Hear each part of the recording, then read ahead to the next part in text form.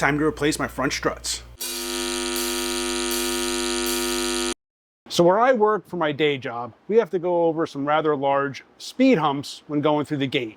And I've started to notice that when coming off of these speed humps, a lot of excessive drop in the front end of my Dodge Charger. So I'm gonna replace my front struts. So when it comes to replacing the front struts, obviously every vehicle is gonna be different, right? You're gonna have different setups. You might have a single lower bolt, you might have double lower bolts. Every vehicle, sway bar end links might connect to your strut, maybe not. It all depends on your vehicles. Obviously, follow your vehicle's recommended procedures for replacing your front struts. So the first thing you gotta do is remove this strut cover, and that gives you access to the 3 mounting bolts on the top of the strut. And these get removed with a 13 millimeter.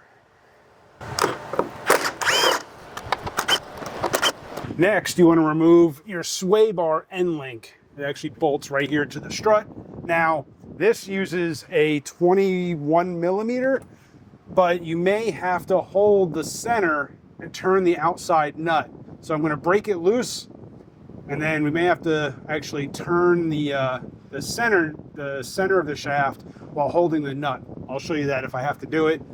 If you do, I believe the center shaft is held with a 10 millimeter. Let me break this loose and then we'll see if the nut will come off. I may, like I said, have to hold the center. So let's see. Yeah, the whole center is just turning now. So let me bring you around the other side here and try to show you how to do this. All right, so hopefully I'll have enough room to get in here and actually show you this, but I found the best way to do this is you hold the nut with an adjustable wrench, just because I don't have a 21 millimeter regular open end, box end wrench. So I'm gonna hold it with an adjustable pliers and then come in here with a 10 millimeter. Now, you have to remember, turning the center shaft in relation to that nut. So I'm actually gonna be turning this center piece clockwise. And then the wrench will hold the nut. That removes your sway bar end link from your strut. And I am actually supporting the whole front end with a jack to try to keep the alignment of this nut. See how loose that is? I should be able to get that out of there relatively easily. Not too much persuasion. Just got a little hammer here. I may have to move the camera. I'm going to try not to maintain the shot, but yeah, I may have to play with the suspension a little bit to take some of the tension off of this. There's a little bit of tension on that end link there. Yeah, let me adjust this a little bit. There we go. Just lifted up the suspension a little bit, and then you can remove that pretty easily. So next will be the lower nuts that hold the strut to the lower control arm. So when it comes to the lower nut on the strut, if you come around the brake caliper here, there you can see, here's the lower nut. That's actually held on with an 18 millimeter. Now the back side of the nut, or this is the bolt, the nut on the other side is part of the strut. So there shouldn't be any need to hold on to that. Hopefully that doesn't break loose off the strut. Never had to happen, but not saying that it's impossible. But 18 millimeter should remove that bolt. Now, unfortunately, it's tight quarters in here. I don't know if I can keep the camera in here while I get that nut out or that bolt out.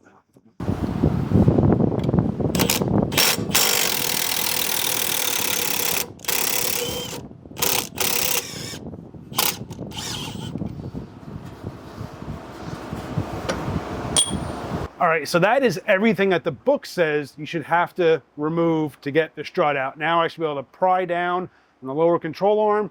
That should drop the suspension enough for me to get the strut out towards the rear of the car.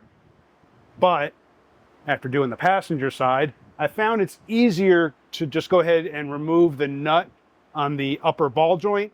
That'll just give you more access. It'll allow the front control arm to droop easier and give you more room to get that strut out and get the new one in. The only thing is you have to be careful because you don't want the whole knuckle and everything to lean out and put a lot of strain on the ABS sensor and the brake brake cable, brake hose, brake caliper hose thing. Yeah. So you want to break that loose, but at the same time, you want to find a way to kind of keep your front knuckle and everything in this orientation without coming out too far and putting a lot of strain. So I'm gonna get set up for that, and then I'll take that off. So I'm not sure how well that showed up on camera, but I was a little concerned when the knuckle broke loose from the ball joint. It looked like there was a bunch of rubber kind of deteriorated in there. I was afraid my upper ball joint was shot, but just some grease on there. So just wiped it off, cleaned it up. Everything looks good. No rubber deterioration. So that's good. So now I should be able to put a pry bar on the lower control arm under the frame, pull down on the control arm, and slide that strut to the rear of the car and get it out. Let's get on this struggle bus, because from the passenger side, this can still be a little difficult. Get you a big pry bar, because you might need it. I'm gonna go under the frame, I'm gonna push down on the control arm, and that should give me enough room to get that strut out. Like I said, can still be a little difficult. You just want to be careful when doing this so you're not prying against anything that can easily break. And the strut's going to drop, so I try to keep the upper bolts in the mounting holes while I do this. It can still be a little difficult. Try to keep that lifted up.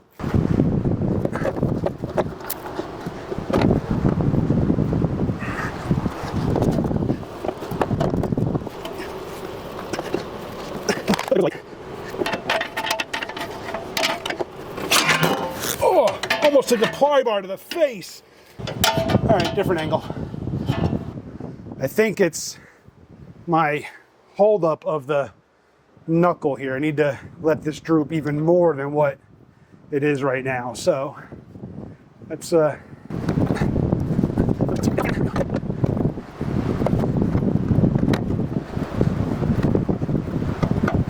would have think I learned enough by doing the passenger side first. And the fact that all the weight on the strut is up top makes it awkward to just try to get this thing out. All right, I got it. So here's the way that I ended up supporting the knuckle.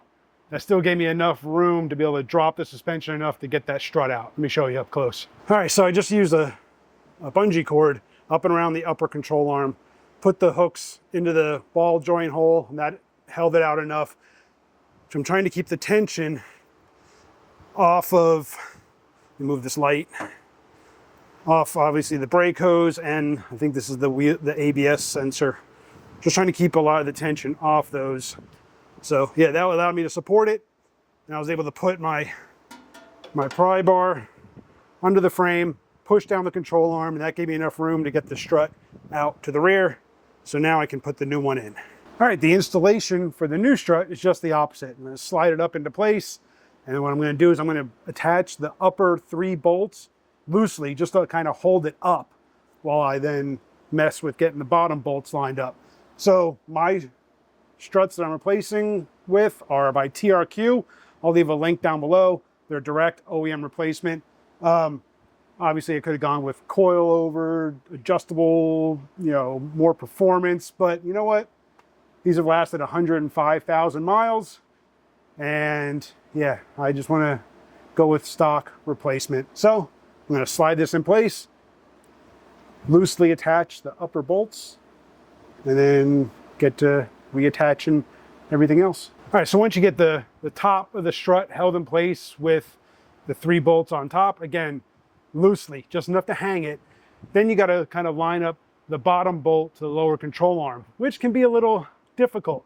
It takes a little finagling with the floor jack, pry bar, and then you can get the holes lined up. Then that bolt comes in from the back side right there, and it protrudes through the front side. Where is it? Right down in there. Now, the new struts don't come with an integrated nut on that lower hole, so they do come with a nut for that bolt. Put that in place. Again, just loosely. You don't want to torque anything down just yet. You want to get everything connected. So I'm going to put that bolt on loosely, and then I'll reattach my sway bar end link to the strut, and then we will get some weight on the front suspension. I'll just jack up the front end basically and then we can torque everything down. All right, so I got the lower bolt snug down. What I want to do now is get the sway bar end link back into the mount on the strut. So you can see right now it's too low. I want to get this so it runs in as straight as possible with no kind of weight or any kind of, you know, get this thing into any kind of binding situation. So I'm going to jack up the front suspension until that hole lines up with the stud. I'm trying to do this, my camera stand or tripod is right up against my jack here, so I gotta do this a little bit at a time so I don't jar you guys around too much. But you can see it's coming up. I gotta make room here. Almost there. Almost there.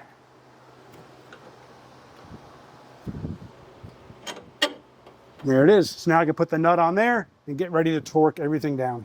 All right, with everything back together, I've got the front suspension jacked up so the weight of the vehicle is on it.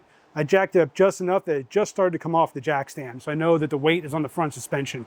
Now I can start torquing everything down. I'm gonna start with the upper strut mounting bolts. Those get torqued to 20 foot-pounds. Again, with a 13 millimeter. Next comes the sway bar end link, and that gets torqued to 111 foot-pounds.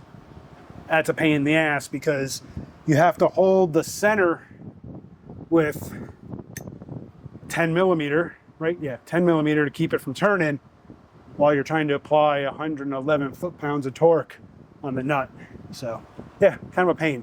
By the way, guys, if you guys haven't seen these Cyclops LED lights, these are kind of like a fan favorite amongst YouTubers. I've seen these all over the place. My Harbor Freight light was starting to go, so I thought I'd give this thing a try. Amazing, amazing light, guys. I'll leave a link down below to this thing. I will definitely be picking up more of these lights. Check them out. You'll see a bunch of other YouTubers using them also. Just incredible, incredible lights. All right, 111 foot-pounds.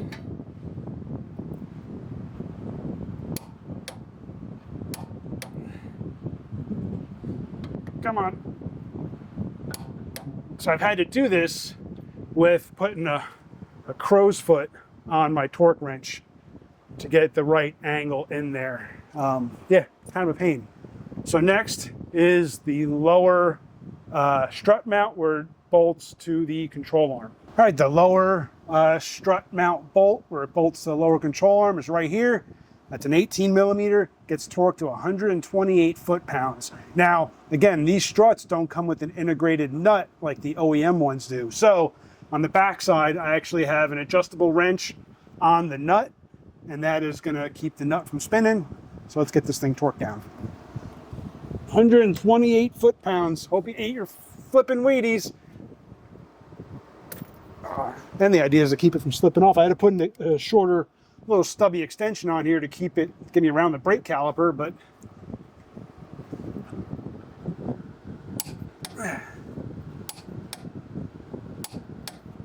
128 foot-pounds. Okay, we're recording this time. Tried to record this last time, and all of a sudden I got an SD card error. So, all right, last but not least is the upper ball joint mount, or upper ball joint. I've already done this, but like I said, it didn't record because I got an SD card memory fault. Anyway, what you do is you torque this down to 35 foot-pounds with an 18 millimeter. So you would just torque this down, right? 35 foot-pounds. Well over that actually, because the next step is you turn that nut another 95 degrees. Now, the ball joint, the center, has an Allen head. So what you have to do is you get your wrench, you put your wrench on there, and then you have to hold the center shaft with an Allen wrench and turn this nut another 95 degrees. Like I said, already done it, but memory card fault. So with that done, I can let all the weight off of the front suspension and put my wheel back on, put this thing back on the ground. Real quick, guys, have you seen the links below to the MoonBuilt Garage Teespring store? We got the original MoonBuilt Garage logo shirts. Maybe you're a fan of the Dodge D100 shop truck project. We got that shirt. Now that I'm pretty much a professional TIG welder, I got the TIG torch shirt. Maybe you're more of an old school MIG guy. Got the MIG torch shirt. Dodge Charger. I got MoonBuilt Garage decals. Guys, these t-shirts, they're not your typical 100% feel like you're wearing a burlap bag t-shirt. These things are next level tri-blend, literally next level, lightweight, super soft and comfortable t-shirts, guys. So check out the links below to the MoonBuilt Garage Teespring store. And as always, I appreciate each and every one of you for your continued support. All right, so it's been a few days and I've been driving the Charger all over the place, and those new struts make a world of difference. Going over those speed humps at work, they no longer feel like they're bottoming out when I come off the backside of them. No noise, no nothing. Those things are riding really, really smooth. And like I said, it's a quick, weekend morning job to get done in your garage. Don't pay a shop, do it yourself. Appreciate you for watching. Hit that subscribe, hit the bell, and I'll see you on the next one.